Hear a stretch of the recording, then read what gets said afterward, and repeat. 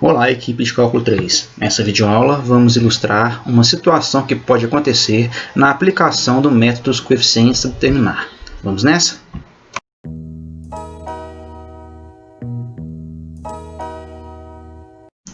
Vamos utilizar o método dos coeficientes a determinar no seguinte exemplo. Encontre uma solução particular de y2' menos 3y' menos 4y igual a 2 vezes e elevado a menos t. Bom, pessoal, aparentemente, uma vez que o nosso termo não homogêneo é uma função exponencial, o nosso exemplo anterior sugere que a gente tente uma solução particular do tipo a que multiplica e elevado a menos t. Bom, vamos procurar então um número real a que torna essa função solução da equação diferencial dada. Calculando y' e y2', a gente tem y' igual a menos a vezes e elevado a menos t, e y2' igual a vezes e elevado a menos t. Substituindo na equação diferencial, a gente vai ter a elevado a menos t menos 3y', ou seja, mais 3a elevado a menos t menos 4y. Então, menos 4a elevado a menos t igual a 2 que multiplica e elevado a menos t. Bom, resumindo, a gente tem do lado esquerdo 0 igual a 2 vezes e elevado a menos t. Isso significa, pessoal, que não existe um valor real a, de modo que essa solução seja uma solução da equação diferencial não homogênea dada.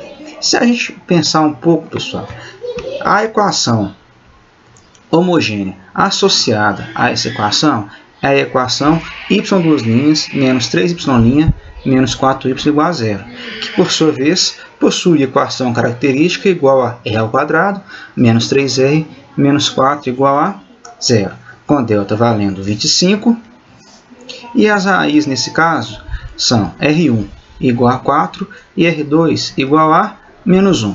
Isso nos diz, pessoal, que um conjunto fundamental de soluções da equação homogênea é e elevado a menos t e y2 de t igual a e elevado a 4t. Então, olha só, a gente tem que essa parte não homogênea é uma combinação linear das soluções fundamentais da equação homogênea, ou seja, essa equação do tipo, essa função do tipo a vezes e elevado a menos t é uma solução da equação homogênea. Bom, a gente tem três opções nesse caso. Tentar simplesmente adivinhar a forma apropriada da solução particular da equação 20, ou então resolver esta equação de outra maneira e depois usar o resultado para orientar nossas hipóteses se essa situação aparecer novamente no futuro. Uma terceira situação que a gente pode tentar também é buscar uma solução mais simples onde essa dificuldade ocorre e usar sua solução para sugerir como proceder na equação 20 que a gente tem. Bom, aqui, pessoal, a gente aconteceu de ter a raiz igual a menos 1.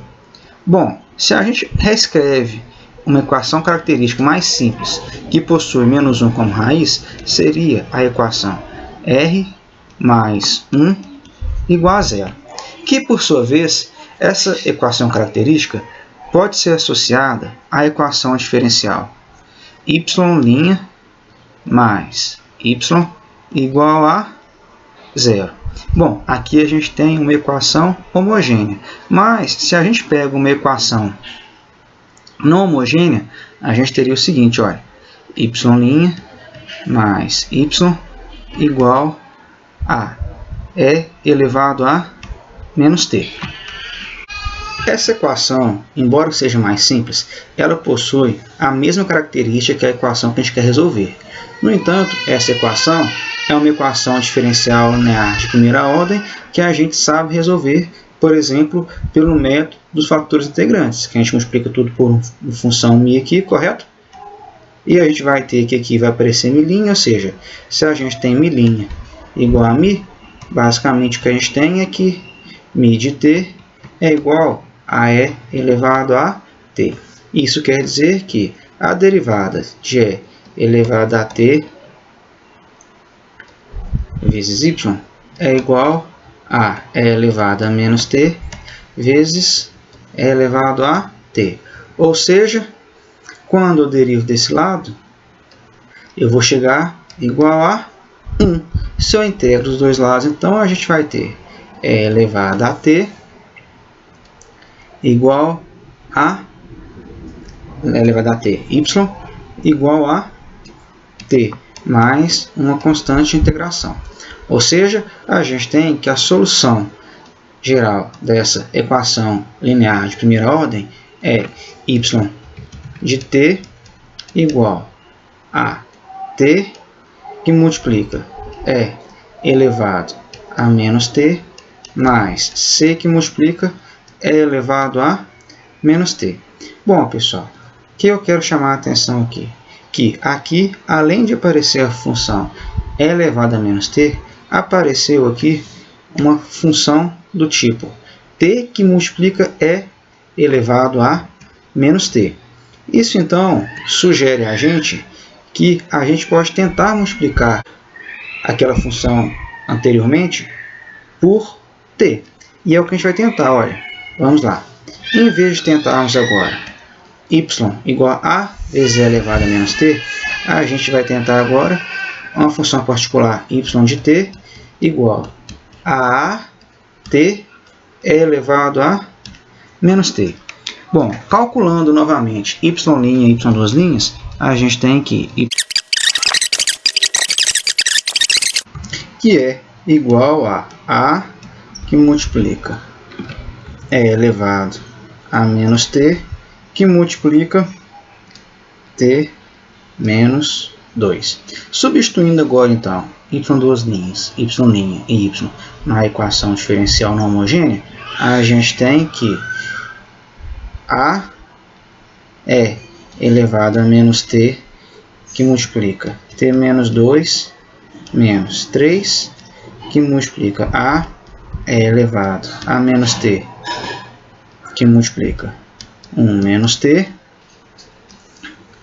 menos 4 a t é elevado a menos t igual a 2 é elevado a menos t.